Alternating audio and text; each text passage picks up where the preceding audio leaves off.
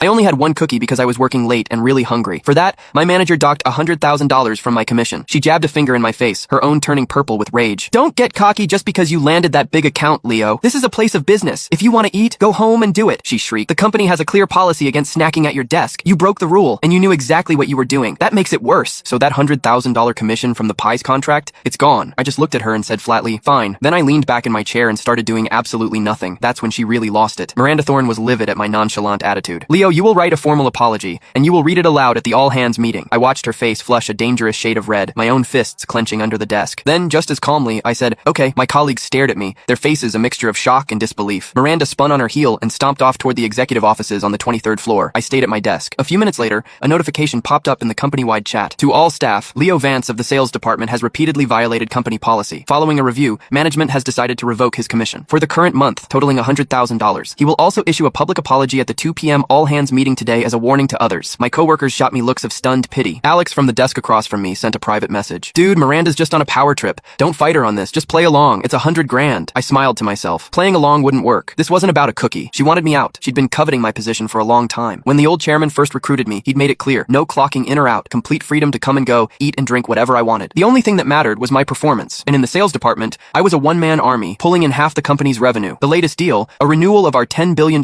contract with Peace Corp, took me only a week to lock down. Miranda probably thought my job was too easy. The jealousy was eating her alive. I replied to Alex, just wait. This afternoon isn't just about my public shaming. They're bringing in my replacement. Alex's icon showed a shocked emoji. I ignored it and calmly began organizing all my client files, printing out hard copies of everything. Then, I factory reset my company phone. Once that was done, I started writing my apology. Miranda came down once during that time, a smug, triumphant smirk on her face when she saw me typing away. At 2 o'clock, she personally escorted me to the 23rd floor conference room. Over 100 employees were seated, waiting. Miranda's voice boomed through the microphone. Let me reiterate, a company is a place of work, not your living room. We have repeatedly asked you to maintain a professional environment, but some people just don't listen. And don't think you're special just because the chairman himself hired you. Anyone can make a few phone calls, have a nice dinner, and sign a contract. Leo, get up here and deliver your apology. Let everyone see what happens when you disrespect the rules. I stood up and walked to the front, feeling the mix of pity and morbid curiosity from the crowd. Miss Thorne is right. I shouldn't have eaten a cookie at my desk. From this day forward, I will strictly adhere to all company policies and never cross the line again. Ms. Thorne, I'm not a man of many words. You told me not to eat, so I won't. My job as a salesperson isn't that important anyway. It's good that you finally understand. And given your repeated infractions, the executive team has decided to remove you from your position as sales director. You are now a junior sales associate. And this, she announced, gesturing to a greasy-looking man beside her,